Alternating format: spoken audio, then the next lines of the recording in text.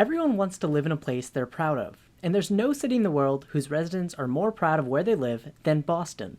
If you ever met someone from Boston, you'll know what I mean. That's why today we'll be talking about Boston University, a top-tier university with a famous medical program, and the best school that you can find in Boston. Hi, I'm Yesh, and welcome back to College Vine. Today we'll be talking about how to get into Boston University as an undergraduate student.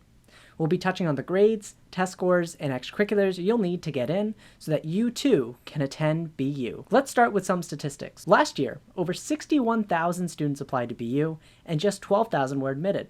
That's an acceptance rate of about 20%. So, how do you get in? The first thing admissions officers will look at is your academics, which BU says is the most heavily weighted factor in admissions. Starting with grades, the average high school GPA for recent BU students was around 3.51 to 3.82.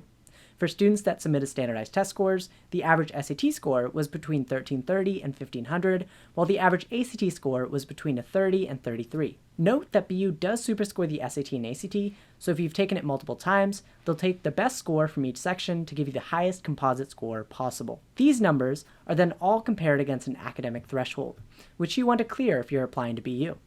This is the first thing admissions officers will look at when they evaluate your application. If your grades and test scores fall below the average range of accepted students, your application won't be automatically rejected, but it will go towards the bottom of the pile. There is an important caveat, however. BU, like most colleges, has decided to become test optional for the foreseeable future. This means that you don't have to submit SAT or ACT scores for your application to be considered. You can skip those altogether. Keep in mind, though, that students who do submit standardized test scores tend to have a better chance of admission, even if their scores were below the target for a given school. If you can take the SAT or ACT, we think you should, and it's probably worth it to send in those scores. Let's say you have the high school grades and test scores of a typical BU freshman. Well, from here, the admissions process gets more holistic. According to BU's admissions office, they want to bring together a diverse student body that is highly motivated, intellectually curious, and contributes to the BU community. In other words, BU is looking to build a diverse student body full of people who excel in various fields. The holistic part of the application process is basically them deciding if and where you could fit in within that student body.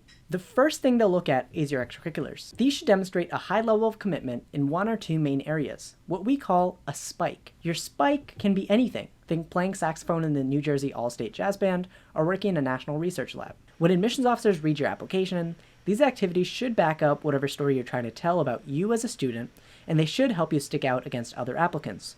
Like a spike. The most important thing is showing commitment and motivation, but achievement doesn't hurt either. At a school like BU, you'll want at least one or two high-level extracurriculars, like winning a state-level competition or being president of a couple of large clubs. Now, say your grades are in order and you're feeling pretty confident about your extracurriculars. What's next? Well, the essays. BU is pretty merciful with supplemental essays. This year, the only essay required for all students was a 250-word Why School essay, asking applicants why they want to go to BU. There was also an optional upload for students to submit a writing sample or describe extenuating circumstances. We've linked some materials in the description below for a more in-depth guide to this essay, but suffice to say, you'll have to talk about more than just your love for Boston. However, there are other longer essays required if you want to apply to the Killian Honors College or BSMD program. We've done a whole video on BSMD programs, aka the pre-med fast track, but in short, if you want to apply, you'll need a pretty strong spike in medicine to explain why you lock yourself into med school before even starting freshman orientation. Now that you've got your essays written and checked, the last part of your application is a letter of recommendation. That's right, I said letter. BU only requires one for undergrad admissions. Pick the teacher you feel knows you best, and preferably one that teaches in your intended major. Make sure to request well before the deadline, and then you're set.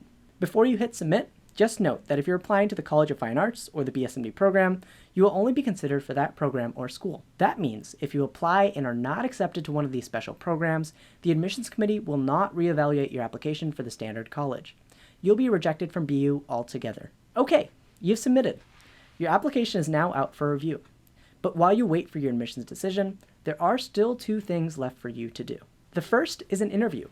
Now, these aren't required for everyone. Only the BSMD program and certain schools in the College of Fine Arts will have your typical admissions interview, where you're being evaluated like you would be for a job. But you can still attend virtual information sessions or contact an admissions rep to demonstrate interest and ask any questions you can't find on their website.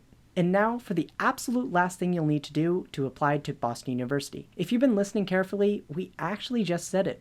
you need to demonstrate interest. BU looks at how much interest you've shown in attending the school when they make their admissions decision. You should visit the school if you can, discuss encounters with staff and students in your essay, and sign up for the school's mailing list. You can also visit the link in the description below and use CollegeVine's website to send a signal to BU telling them that you're interested. As for when you should get started, the sooner you do all of this stuff, the better. And that's it! So, say you've done all this. You have the perfect grades, won the Boston Marathon, played for the Patriots, and met with the Dean of BU to express how much you want to attend. Are you guaranteed a spot in Boston University's upcoming freshman class? Well, not quite. There are so many well-qualified applicants that admissions still often boil down to luck. For example, your admissions officer might have been the only person in Boston to not watch NFL football. But if you follow these guidelines, you could dramatically improve your chances. Well, there you go. Just about everything you need to know to apply to BU.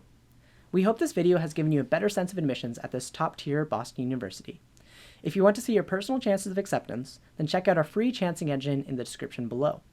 And for all of your other admissions-related needs, like live streams, help forums, and blog articles, be sure to make a free account at collegevine.com. If you enjoyed this video, please be sure to like and subscribe to keep up to date on all of our admissions-related content. Best of luck, and see you again next time.